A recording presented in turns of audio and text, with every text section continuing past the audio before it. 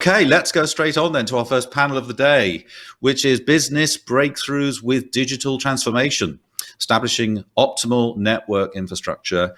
This is moderated by Saeed Mubarak, who is chairman of SPE Digital Energy Technical Section. Saeed, over to you. Thank you very much, Stuart. Hello, everyone. Hope all is well with you and your loved ones wherever you are. I'm Saeed Mubarak and chairing the Society of Petroleum Engineers Digital Energy Technical Section. I'd like to welcome you to the first panel of today. And I would like to welcome our esteemed panelists who generously offered to share their knowledge. Our panelists today are Francisco Ortigosa. I hope I'm pronouncing your name right. He is independent consultant, digital transformation. Jannink, global Industry X Sustainability Practice Lead and Industry X Energy Lead in Accenture. Kaveh, Pourteymour, Chief Information Officer in Neptune Energy. And Rolf, Sæter, Business Improvement and Technology Manager at Shell. We see great coverage in digital transformation, Industry Revolution 4, and AI in almost every technical event since the beginning of the year, and you know why. It's mostly due to COVID and the low oil price. Some people see it as a revolution, others see it as natural progression or evolution. I'm sure you would like to hear the voice and views of our panelists. So let me start with our first question, and this question is directed to all the panelists. People always refer to Uber, Amazon, Google, Airbnb, and other as platforms as successful digitalization stories. Digitalization in the oil and gas business is a bit different. For a layman, how would you differentiate between digital transformation among these businesses, and how would you define the success of these endeavors? I'll go with Francisco. Okay, good morning to everybody. I think that all of us we have many times listened about what is digital transformation, and digital transformation being the adoption of digital technologies to transform services and businesses is something that is more than digital. It's a transformation of the business, and this is something very important that we have to bear in mind. It's not just it's a transformation of the business where we can say more or less, in my experience, that 10% of the digital transformation are the algorithms, 20% the technology IT side of the equation, and of course 70% is the business transformation, and any successful business transformation program is based on performance and people, which is something that we have already seen many times. It's completely different, the digital transformation from the oil industry to that of the service industry.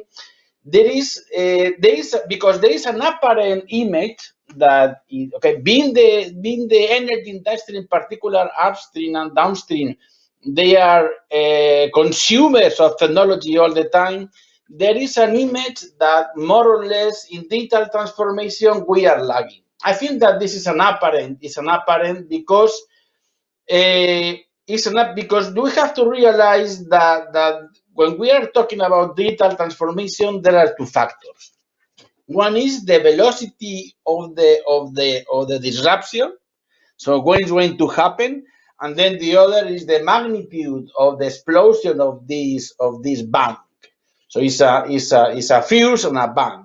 So there are industries like the Uber or like the Amazon where the fuse is very short and the bang is very big because of the conditions of this particular industry. And then there's something that went very fast. And now there is a second wave in which we are all of the industrial activities where the fuse is longer, it takes more time, and then the explosion, the bang is equally bigger, but not as big.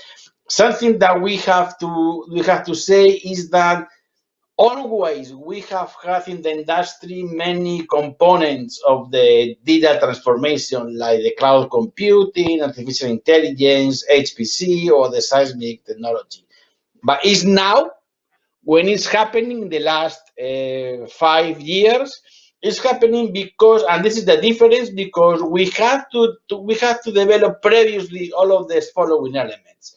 First of all the differences, all the evolution in data storage and computing, all the sensors that now are available, and they are very cheap to all of our equipment. The programming capabilities of that now we have the high-level languages, and then there is something very important, which is the edge computing, which is available in all of our facilities. And something very important is that the industry, particularly now in these last 5 years, we have been seeking a reap for disruption, basically because of the commoditization of the business and the change of the nature of the business and the need to increase effective, to be more efficient and lower the cost. Thank you very much. Jan, do you have anything to add on this question? Yeah, thank you so much, Saeed. I mean, to me, it's absolutely impressive models. If you look at the Airbnbs and the Amazons, the Ubers, and to me, what's really unique is there was a trapped value pool, and they've linked that to basically a latent customer demand using digital at the middle. And I think one thing we should never underestimate how well they also talked about the end user customer experience.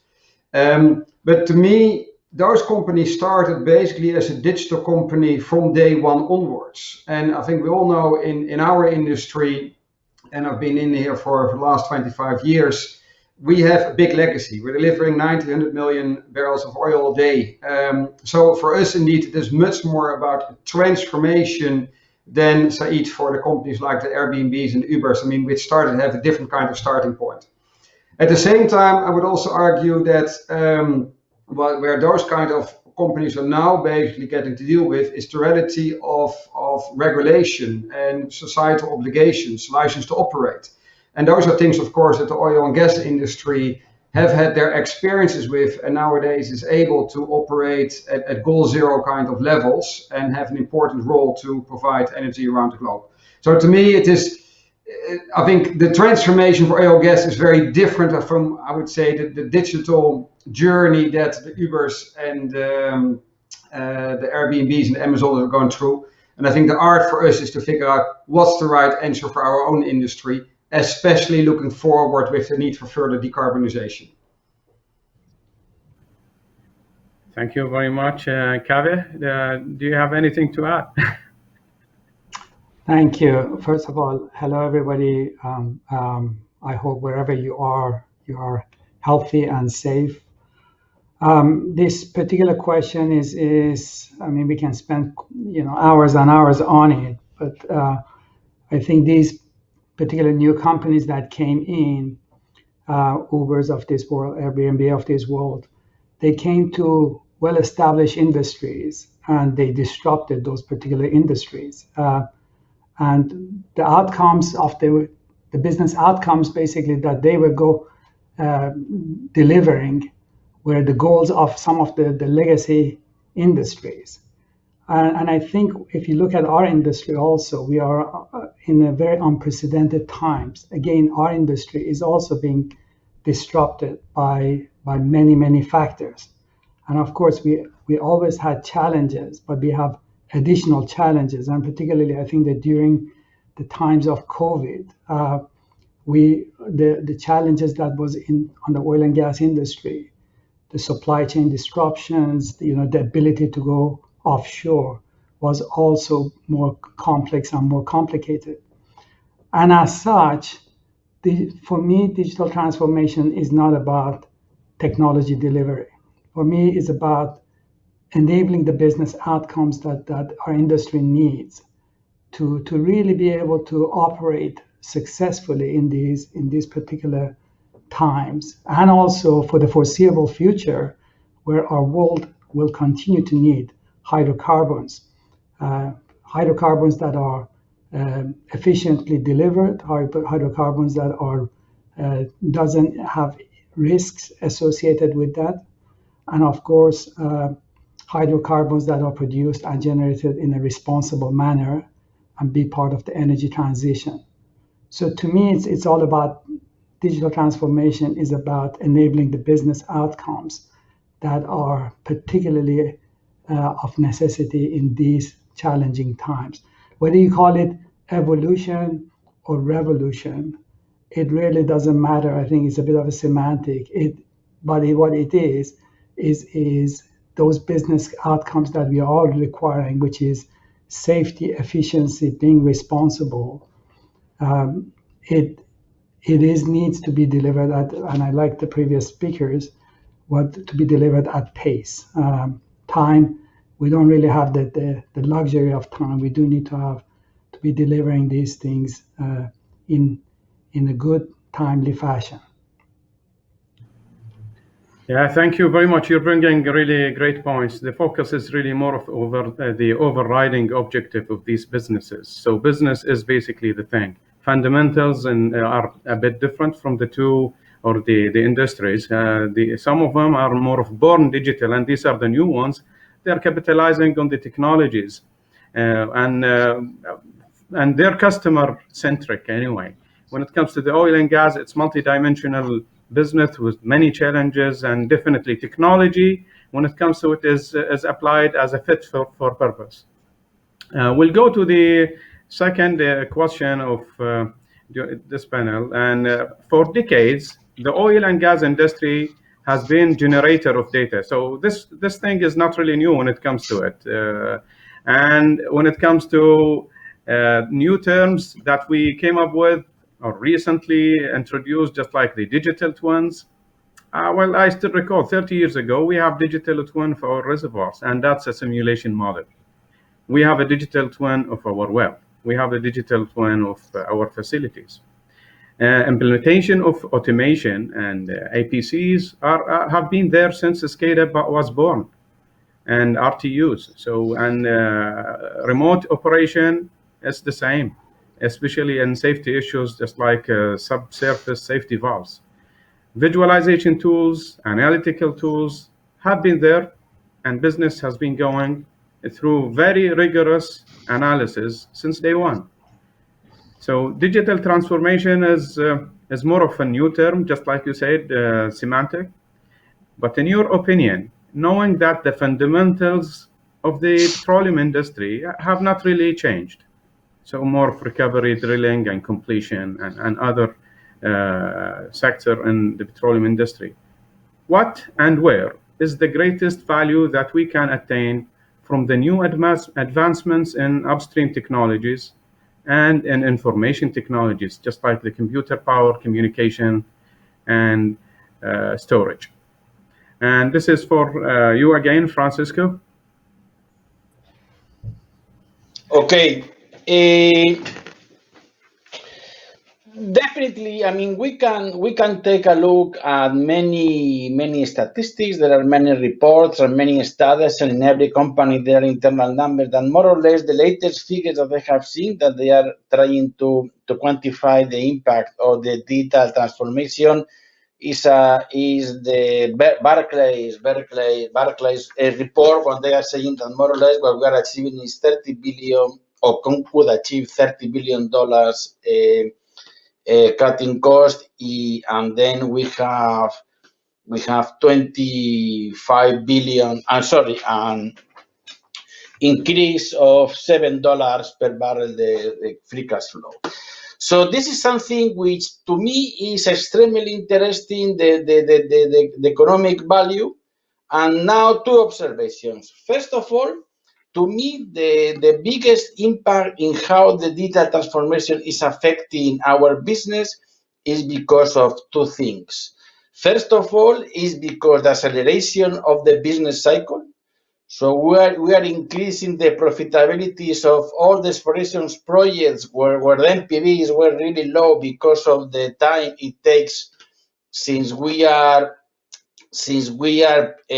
taking an area until the first oil is really too long, and we are going to see more and more companies that they say, no, I can drill in 6 months, 8 months, 1,000 days. It doesn't matter. But now there is a completely way of accelerating the business, and the other, of course, is efficiency. Now we are facing an industry that is not like in 2014, where everything was growth.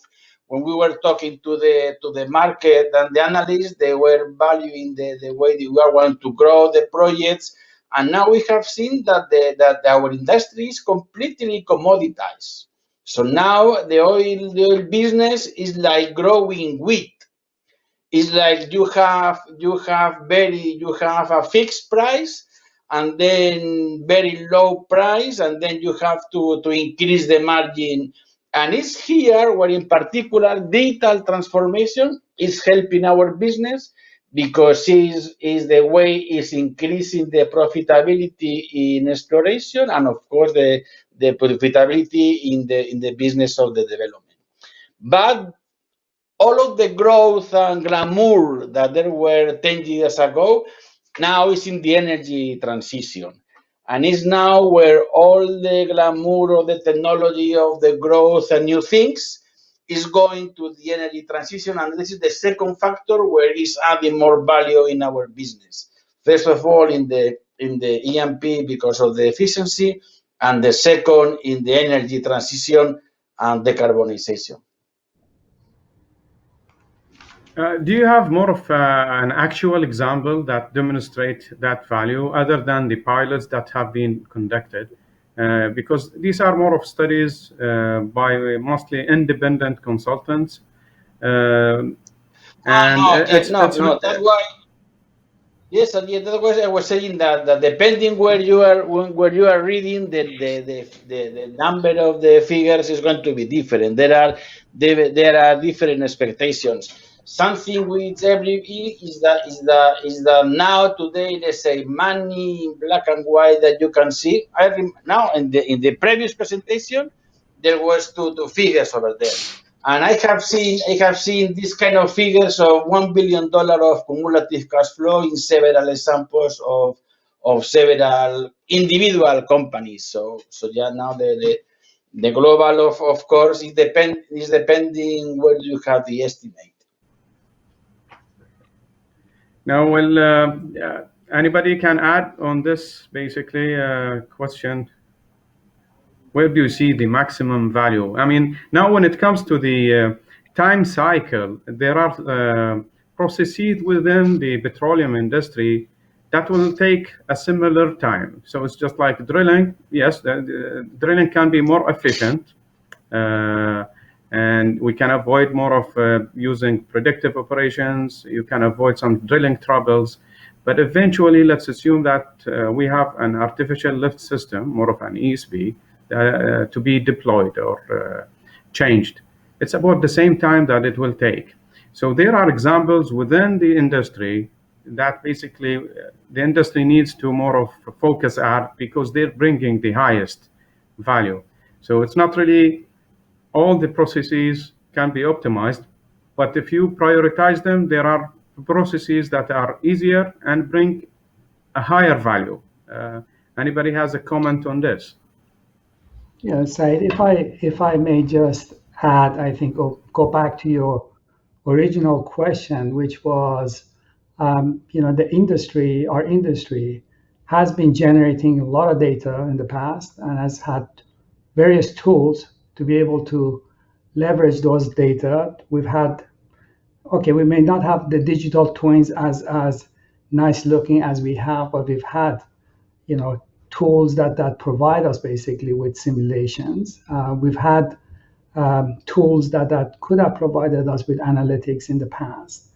What is different here is that the necessity for getting the silos ways of working. So what had happened in the past is that these data that we were using, it was being used by very, very finite audience in certain localities, and those data was just being used by those people.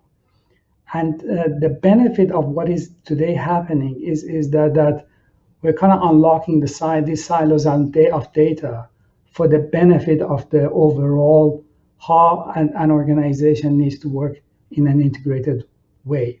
You gave an example of drilling, for example. Yes, of course, the organizations, the industry has for a long time have been using drilling data and for being faster and more efficient. However, if you even start looking at some of the stats in the industry, 2 out of every 3 exploratory drilling wells is a dry hole. How could you basically achieve, first drilling well to be the right well effectively to your first oil? How do you kind of cut down, your from exploration to your first oil time period? How do you make sure that your reliability of your assets is totally linked into your supply chain and totally linked into your suppliers that are serving you? This way of thinking requires integrated way of thinking, which I think we can learn from other industries, like the consumer package industry, like the airline industry, where they have been working like an integrated value chain, as an extended value chain, whereas traditionally our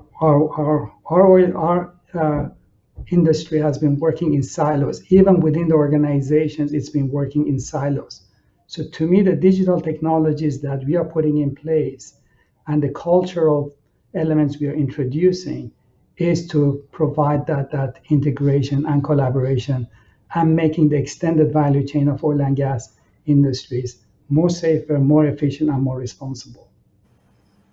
I mean, you're bringing really a very, fascinating subject that, it's more of change management, organizational structure, and even regulations within sharing and exchanging data among the disciplines. And certain companies, they're really, really sensitive about data and exchanging it. So talking about transparency is more of a transparency among disciplines. It depends on the structure and the regulations and policies within a company or within the industry itself. And if you go to academia, for instance, struggle to do their research, it's because are associated with regulation and confidentiality that's associated with the data. But again, I mean, we need to look at it from an ecosystem beyond a discipline and a company. You're bringing really a great point here. Anybody has any additional point to this subject? If not, then we Yes. move. Oh, go ahead. No, I want to elaborate a little bit more.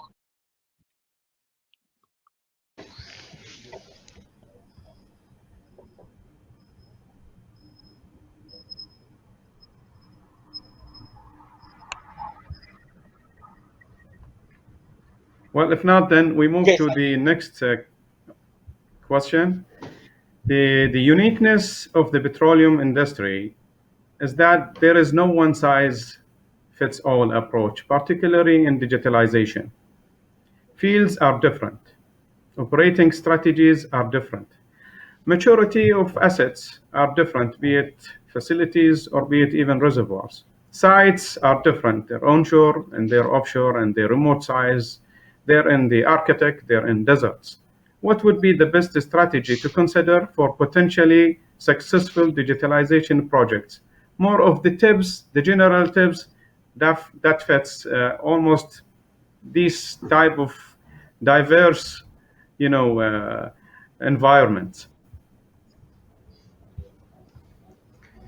Saeed, yeah, I think that's a good question you're asking there. And let me try to answer the 3 building blocks, because I think we need to look at this from a little bit of a journey perspective. First of all, I think there's a little bit of mindset shift we need to have around this one. I mean, many of the current technologies, for example, you think about everything in the cloud, is already highly commoditized. I mean, there are probably very limited flavors you can pick in this kind of areas. And at the same time, we need to recognize indeed the oil and gas industry is highly customized. Every asset, every subsurface asset has a different kind of nature to that part. So the art to me is much more how we're going to combine the high degree of standardization in the technology with a high customization in the physical reality almost, yeah?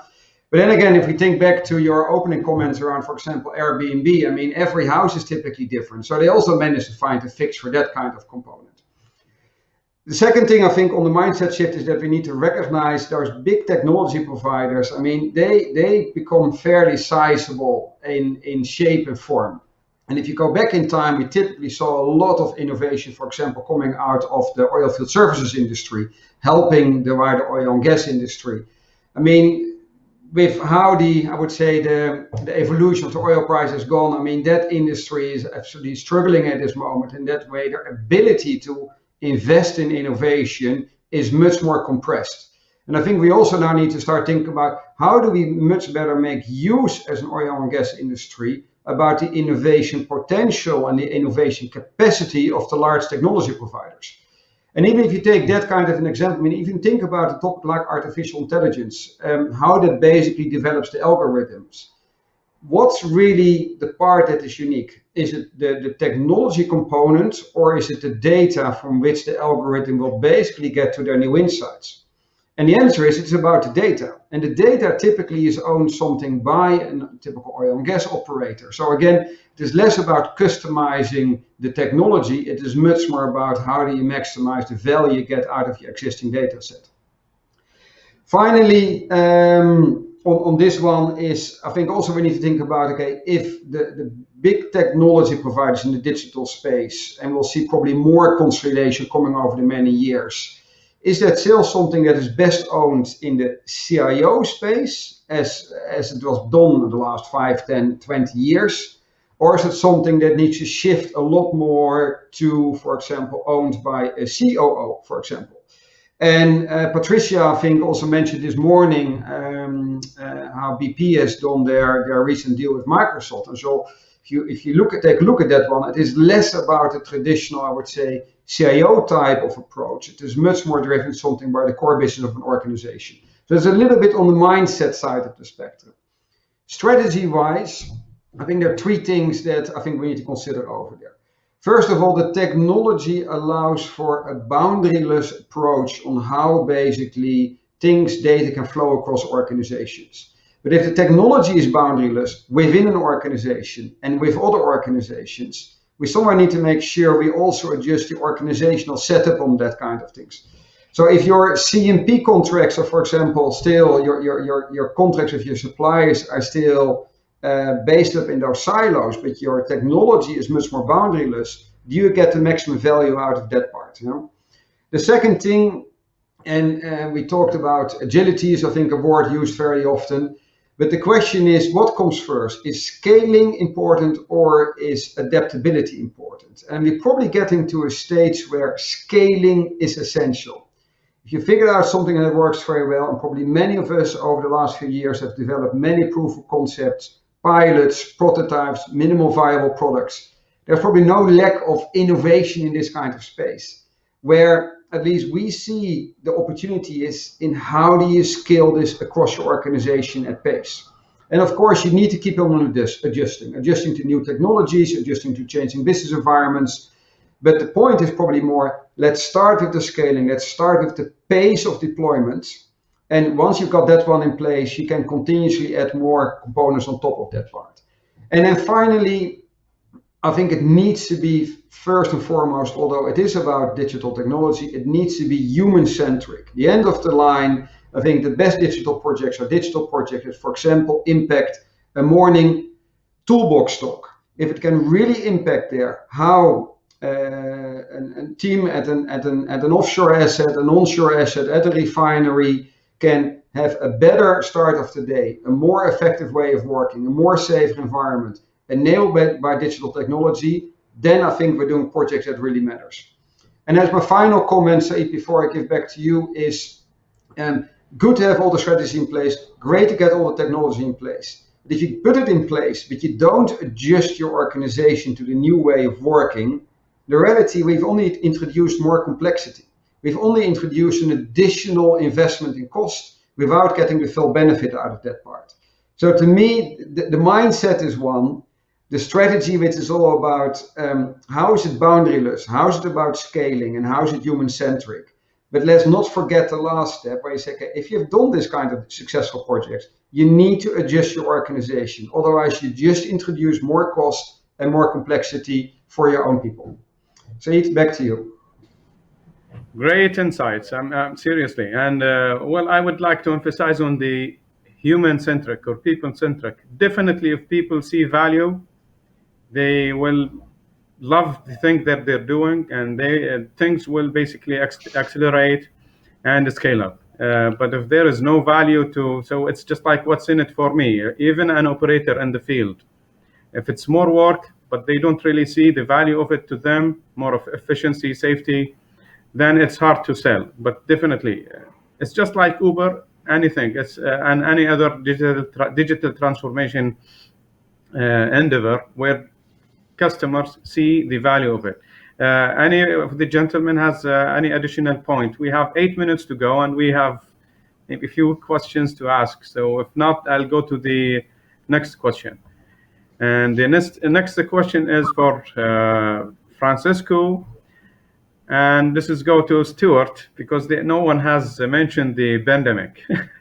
And a challenging work for the oil and gas industry beside the pandemic, considering the pandemic, environment and regulation, alternative energy sources and sustainability, and also the oil prices. How do you see the implementation of IoT analytics and data-driven operating modality in such a context? Would companies have the budget to spend, and how far they could go during this challenging times? Okay, it's very interesting to say that, there are statistics. McKinsey is telling us that the different industries, depending on sectors, so there is from 10 years or advance in the customer service to an average of 6 years in the acceleration of data transformation for the rest of the industry. So it's something very interesting, is that precisely now, together with this digital transformation evolution, which is happening exponentially, now the pandemic has accelerated significantly, dramatically, the need for that. When we look in particular to these elements, which are the elements which are being accelerated in technology, I found a little bit surprising in a report by IBM, what they are saying, that of the 6 technologies, mobile, artificial intelligence, our cloud are increasing, but the technology which has decreased significantly the use is the Internet of Things, the robotics, and the advanced analytics. Well, it's what they say. So I think that now what we can say is that everything in the side of acceleration because of the COVID is more on the side of the service than in the engineering for the time being, is what I would say.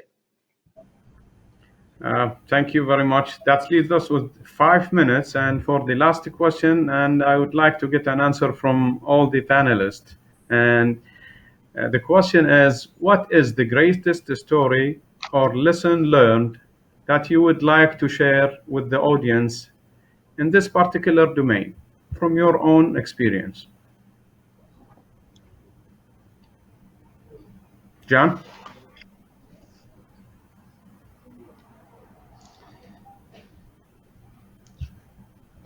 Okay, I can say something that when I have in my previous work in Repsol, something that happened that has to do with the people. is the following: is the technology democratization. One of the effects of the cloud and all data transformation is just in the way that we are democratizing technology with the people. And then is any digital transformation to be successful has to change the experience of your client or your customer, of the people. And then the idea that finally you have to be we're going to have the experience of being one generalist person will have the experience of being a specialist or a citizen data scientist is very important for the motivation of the people in particular in geosciences, but in other fields. Thank you very much. Rolf, do you have any story to share with us in 1 minute? Saeed, do you want me to quickly say something around, which may be a little bit controversial, but for me, anything which is like a proof of concept that does not go beyond deployment to go into deployment is a waste. And I think our industry is full of basically proof of concept after proof of concept that we all brag about, but actually doesn't go anywhere. So to me, it's about the lesson learned is making sure that we go beyond the proof of concept, winning hearts and minds, and focusing around not just top-down drive, but actually grassroots pull for these technologies so that we drive adoption. Thank you very much. Definitely, trial testing and pilot, are more expensive, and they're really expensive and they cost money. But the real value comes from scale up. Thank you very much. I mean, this is true. Rolf, do you have any lesson to share? Yeah, so my network breaking up a little bit. So if I'm a little bit off and on, it's the technology, which is, in my view, maybe not the most important part in digital transformation. So it is aspire and liberate the intellectual capacity in our business line to create value. So all digital transformation is driven by value, your ultimate capital potential. And I see when we actually connect our frontline people and engineers into sprints with advanced analytical and machine learning skilled capabilities, and in our partnership with Kongsberg, where we actually have an open landscape where we work together, that ignition of intellectual capacity that spark really innovative thinking in a cheap and smart way is, for me, a strong belief that if you scale that both vertically and horizontally, we are fundamentally right transformation. So something about less technology and more value. So you can find a balance between just enough technology to create the desired outcome, instead of bringing it into a totally technology-driven process. Because when you have the ecosystem or you have the platform, you are purely onto transformation. So when the sensor, the data, the technology is there, you don't use or you are not conscious about it, that doesn't add any value.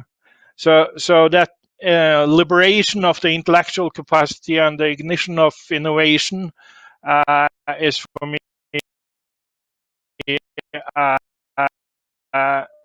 of you focus on, and it's to transform this to the whole culture. But that is super important for me, and really the breakthrough situation to move us into the future.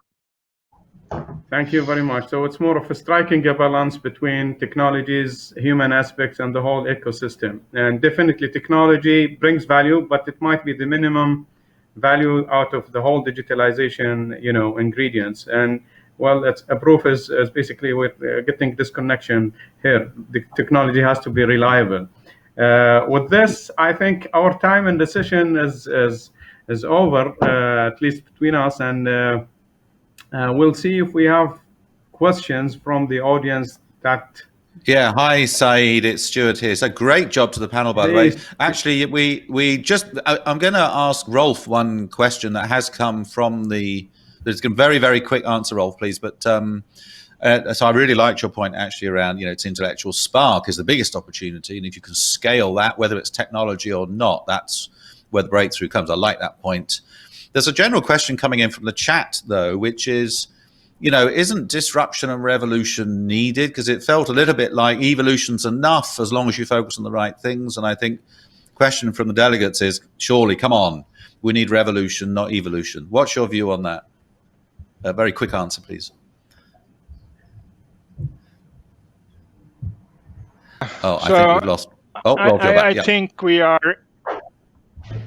Yeah, so I think we easily go to the trap to digitalize the assets. So just pick a digital version of where we are today. Then we are comfortable.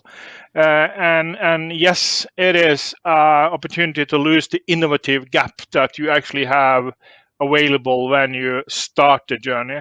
So you need to have the right type of leadership mindset, program focus to go and really think what is the gap, the real innovative gap that you have available in front of you. And that requires, again, different mental models of what we are trying to achieve. And my learning is you will see more as you go, so you can't decide everything of the future. So you need to trust and be driven by intention more than detailed plans. Okay, so that does sound more revolutionary than evolutionary, because evolutionary would be a detailed process. And okay, well, listen, we are out of time, but the breakthrough topic, I think, has really brought out, so well done to the organizers again for having a kind of panel based on this breakthrough idea, because I think it's brought in some really good discussion. All the panelists, great job, well done. And I've just got a few kind of thoughts that for me that came out of that. So business outcomes are the key. I mean, yes, okay, safety, efficiency. It's nice to hear safety mentioned. Safety doesn't get mentioned too much in the world we're in right now, but it still is ultimately in our business the most important thing. And this greatest value coming from an example being faster cycle to first oil. Well, that's a brilliant example. Now, why aren't oil companies yet, though, talking about, and here's where we did it. It'd be lovely now to have his 3 examples where we saved 2 years or 6 months, and that's billions of production. That would be a great example. I'd love to see those. Less silo working, well, we talked about that yesterday, so it's good to see that. I think it was good that you raised the question now, is digital owned by the CIO or the COO? I would argue it's the CEO. If it's really not siloed, then surely it goes straight to the CEO, but you're right, it doesn't always feel like that. What comes first, scale up or adaptability? Also a very good topic. Certainly the supply chain would say it's still very hard to scale up their success from a Trojan horse project within an operator to actually making it scaled. So I think that's a critical point. Lots and lots of things I could pull. I guess with time I can't go on and on. But thank you so much. I think you did a great job.